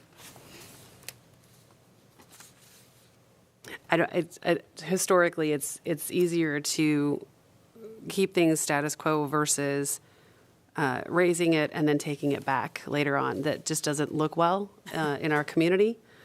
We're offering, $15,000 because you can explain that the fund didn't do as well. The stock market could crash. We could all know that in general information, but I think that the way that perception is that we're taking money out of the community when we're really not. We're just kind of moving it around. And I would hate to have that impression, because that really does detract from the whole purpose of what we're doing here and the goal of the city council and this fund. So I would keep that in mind as well. Yeah, I think it's a genuine concern, and I think after our discussions today, we've made our intentions clear about where it's coming from and how we want to proceed. And ideally, this change aligns with the other proposed changes we've had with the questions and the budgets, and it gives the applicant's opportunity to really explain what they do if full funding is not available. And I think it'll help us hopefully get more information from them to make a critical judgment on, is it beneficial to give them more money now that we raised it? I'm also assuming we can do a roll call vote if we need to, if we have, it does not need to be a unanimous recommendation. Correct. I think that after hearing the conversation and the volatility of the stock market and the fact that our money does rely on that for the next few years, and you're right, it's not good to give it and then take it away, even though it doesn't go as far as it used to, for sure. I don't want to see more nonprofits on the chopping block than are already there, for sure. I agree. So I'm fine with leaving it at 10. Should we open for public comment? Sure. No pressure. Seeing no one approach the podium, would someone like to make a motion? Do we need a motion to leave it as is, or just Just state first that you're closing public comment, and then, public comment? I mean, essentially, you don't need to take an action since you're not changing anything. Everything would remain the same unless you want to affirmatively say that you are voting not to increase it. You don't technically need to vote on anything. Yeah, I mean, I guess I would just ask, because it sounds like consensus has shifted. And again, I don't think this was kind of a, we have to do it one way or the other. Is there anyone, if we left it at the 10,000, is there anyone who would be feeling like we haven't taken into account something that they want to share about? Okay, so it feels like we're basically leaving it at 10, and I don't think we need to make a motion. Okay. It was a good discussion, though. Was, for sure. Okay, moving on to number 5, clarify required application documents and attachments. The attachments being red line grant application scoring scale. Wait a minute, those are attachments. Which attachments are we talking about? We're talking about like the licensing and that stuff? Yeah, and it okay. has it listed here. It's what the applicants attach. Right. Okay, the business license, Secretary of State information, and then organizations for counseling services with grant funds to attach therapist certifications. That was, are we going to require that, or are we going to just leave it as optional? And I think that was more of a question for Jonathan. Which one? A or B? Which one? I guess, I think the business license and Secretary of State information is required, because you have to be able to prove you're an actual nonprofit. That's, It's required. I can just mention it really quick. It's required, but at this time, staff actually has to go onto the different websites and look up each one. And it doesn't sound very difficult, but it is difficult when the organizations have different names or they use different spelling. It's a lot. Yeah, I'm surprised. Of time and effort. Yeah, sorry to interrupt. I didn't realize you all were getting the 503C as well. It was just the business. It's always been just the business license in the past. So yes, Plus we go onto the Secretary of State website and make sure that they're registered there as well. And it's a lot. Unfortunately, a lot of people don't think that they need a Roseville business license, even though we mention it many times. So we go back and forth on emails, and it's just a lot of time and effort that goes into it. If it's required and it says, attach your business license, then they'll know, oh, I have to actually go get one. Then there won't be all of that back and forth. And same thing with the Secretary of State. Again, if we don't know the name that they're using or the name that they signed up with, it's gonna make things go a lot faster if they just provide it in the application. There's a lot of DBAs out there, so it does make sense. And until, what was it, 5 years ago, Tricia?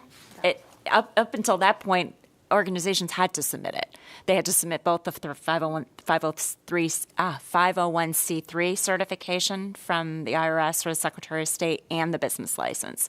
So it was a shift because there were staff resources at the time, and it made sense. But I support letting the organizations do it puts the responsibility back on them if they really want to do this. They Agreed. should do it. Yeah, I agree. Yeah. Thank you.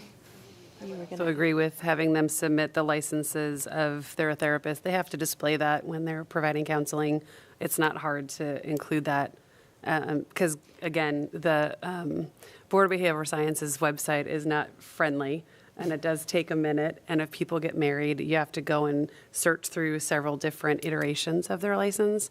So it's just easier for staff time to actually verify that these are legitimate applications and all of Than that. having to find them in the first place. Correct. And that they're all in good standing. So, I mean, And I agree with adding the certification. I know we've had discussions in the past, and former commissioners felt very strongly that it was important to have those certifications. And I do agree because we are seeing an increase in nonprofits coming in with counseling services. And again, if we're being good stewards, just continuing that transparency, I think we owe it to the community and the nonprofits to make sure that the funds that we're giving out are going to everyone's dotted their I's and crossed their T's, so to speak. Agreed. So I'm good with adding that requirement. as Remind well. me, it says allow. Are we going to add the word require? Right now, I'll explain that. So right now, there isn't technically a space in the application or even a request in the application for people to actually attach these. And so, yeah, the allow is, and I will say require. I'll put that in there. So I'm going to, on the Documents tab, if this is approved, I will create a section that says, if you're providing services, counseling services, that you must attach the certifications here.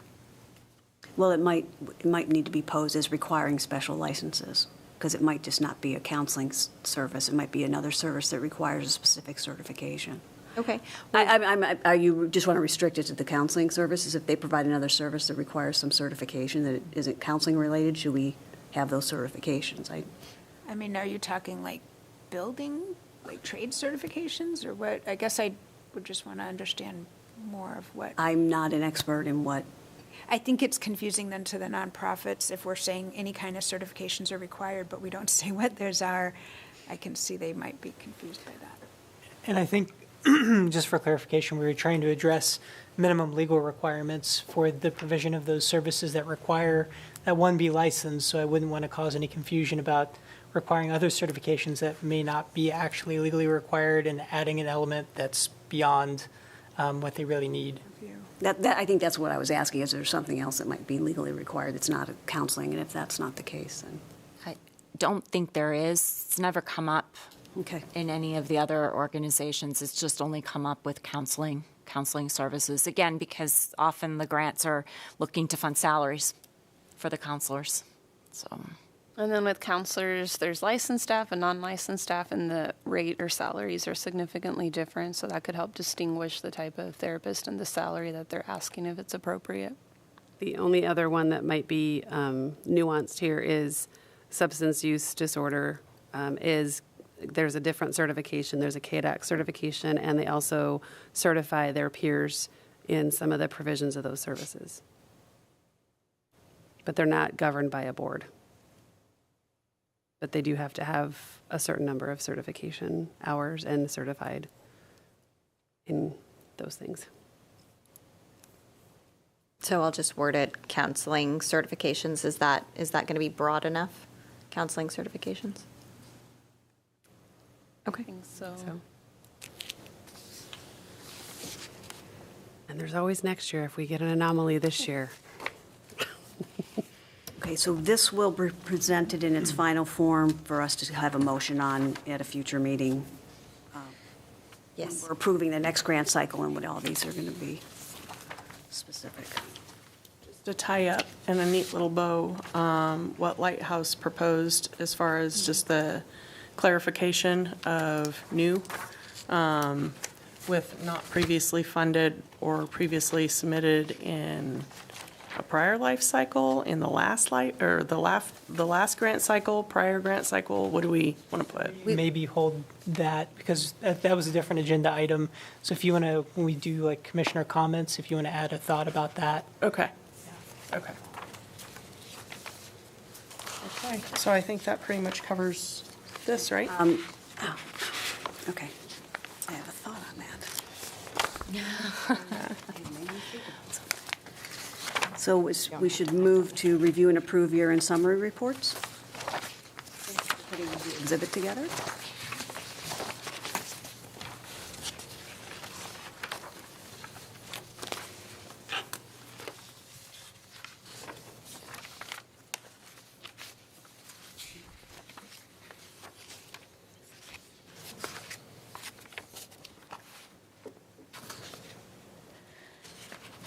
So this exhibit was compiled from their reports, it's kind of a summary format? That is correct. All the reports were in Zoom grants, except for one. There was one that could not get into Zoom grants, so they asked me if I could help. They sent me a Word document of their report before the deadline, so I was able to include that in this document. But all of the other ones are in Zoom grants, and then this the PDF that we have attached is summary. Yeah, just a couple comments. Thank you so much for doing this. Renee, thanks you too. I didn't see last year's on the website, so can we, assuming this gets approved, can we get this added to the website? Because I think it's a great document. I know it goes to council as well, but I think it's nice to have on the website so people can see. And then my other comment was just the last column on success measures. The intention of that was, over time, as we get better and the organizations get better about saying not just how we're measuring, but this is what we accomplished based on those measures, that we would put those in. So we're not quite there yet, but the goal is, in my mind, this is kind of not the end of the journey. It's to say not only this is how we're measuring, but now we can look back and see how we funded and say this is what we really achieved. So just for future versions of it, so you guys know that. But I think this is great. We may need to update that question then. Well, we did last year, but I don't know in the reports, because I didn't go through every one of them, but I don't know in the reports if it was easy to pull that out, or if, we may need to refine it yet again to really get that. Okay. But it's kind of a continuous improvement process, I see. But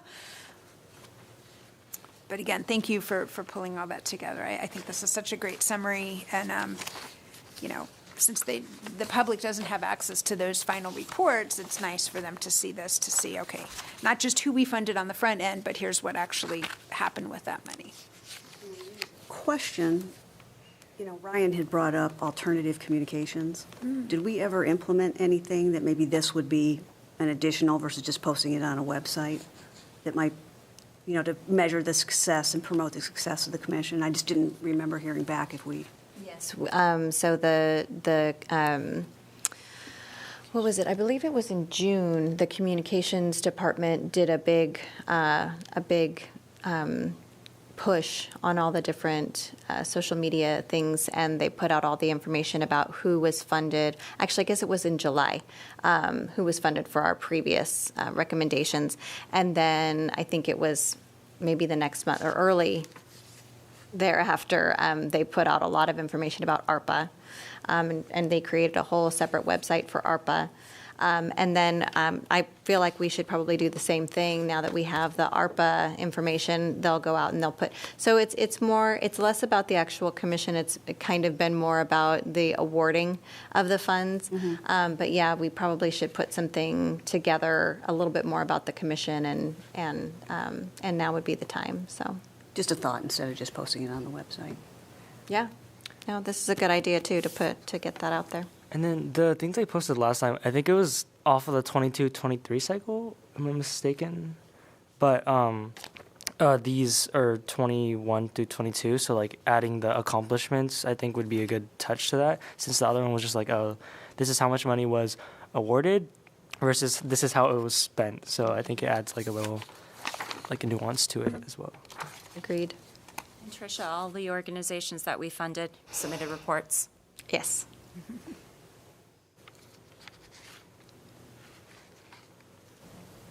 Any more discussion on this item before I ask for a motion to approve? And public comment? And opening it up for public comment? I'm sorry, public. like to open for public comment? Seeing no one approach the podium, we'll close public comment. Commissioner Acosta moves to approve the report. Commissioner Perez seconds. All in favor? Aye. Aye.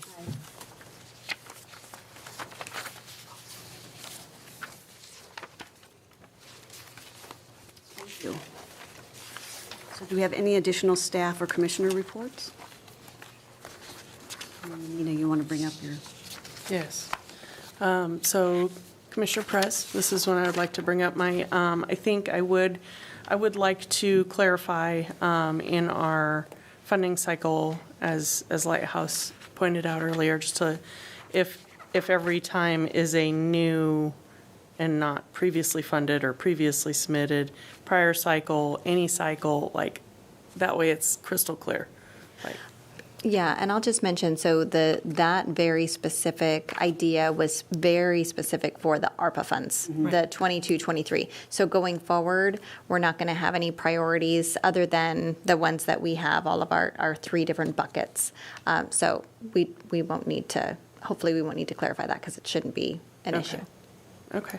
And I think if Lighthouse goes back and reviews the previous documents, it was pretty clear about not duplicating existing programs and funds. It stated it in the announcement, which is, I know the gentleman didn't have it on him, but I think he'll find that he gets a satisfactory answer. Okay. Do we have any other reports?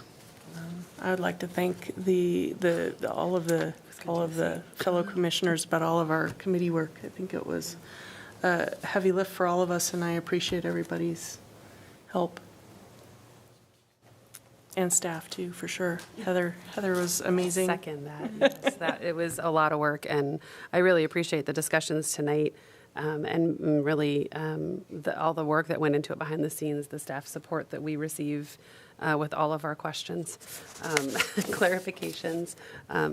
It's been a really good process, and I really appreciate how much care and thought and research goes into ensuring that we are supporting as many nonprofits as we can with the limited funds that we have, while also lifting up those in need in our community. It's really a beautiful thing. And I don't think we can say that enough, because there's a lot of other communities that do not do this. And so I think it's important to keep acknowledging that. And I want to, as the one member who wasn't on any of the committees, I thank all of you for your hard work. Again, I echo everything that commissioners have already said.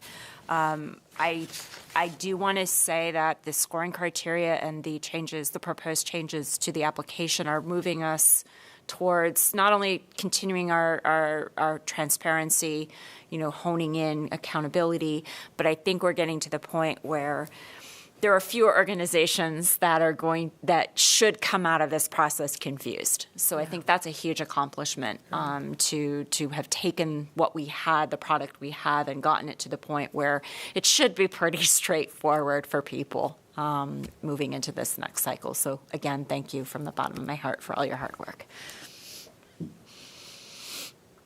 And staff, of course, too.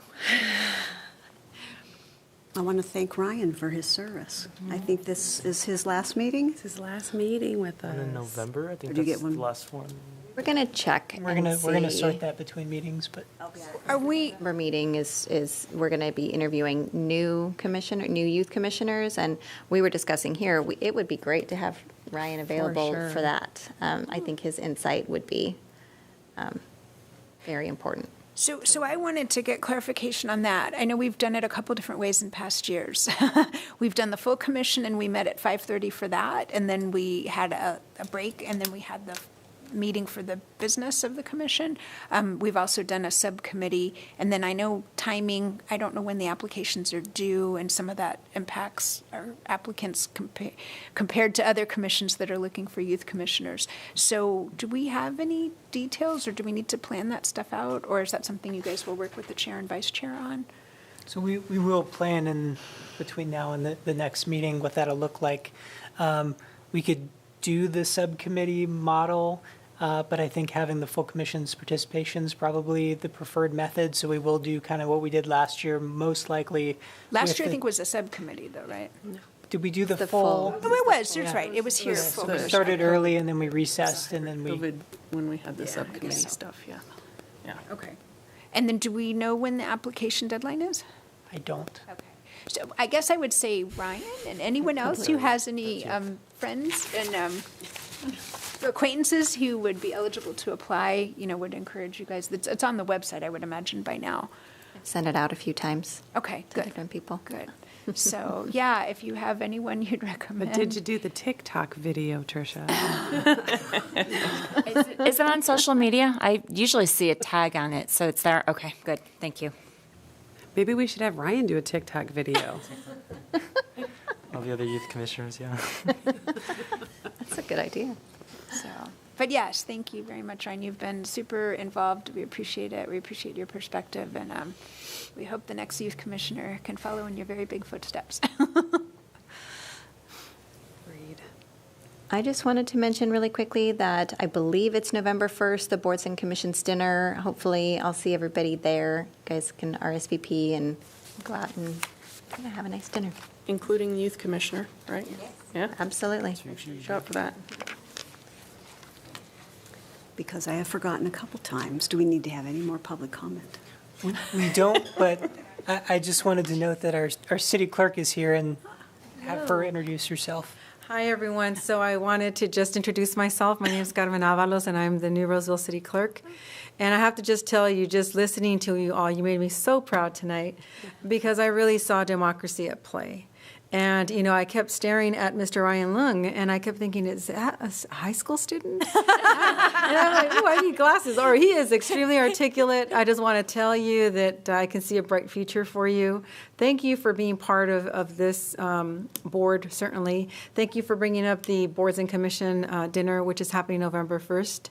So looking forward to seeing all of you there. But I didn't want that to be the first time I met you. So I just wanted to say thank you for all welcoming me here to Roseville. I'm very, very proud to serve you all. And I'm glad to be able to facilitate anything that I can as you sit on these boards and commissions. Thank you for your service as you're stepping down from this particular board, but we have others. Please do a TikTok. I actually thought, wow, that's a great way to recruit.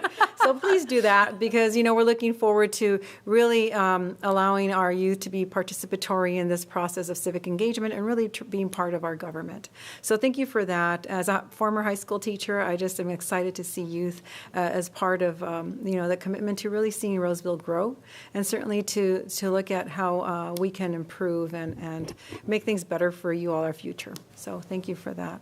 And just that, thank you very much for serving us. And certainly I'm here to support you in any way that I can. Wanted to just step by and listen to some of the boards and commissions that I don't always get to be a part of. But just thank you for allowing me to just sit in the back and listen to you all really take your positions as commissioners so seriously. It really makes us proud. So thank you very much for your service tonight. Thank you. Thank You guys all did an amazing job. Thank you so much. So if we don't have any other comments, I'll take a motion to adjourn. I so move. I'll Commissioner second. Haywood. Sorry, Commissioner Acosta, I'll second. All in favor? Aye. Thank you all.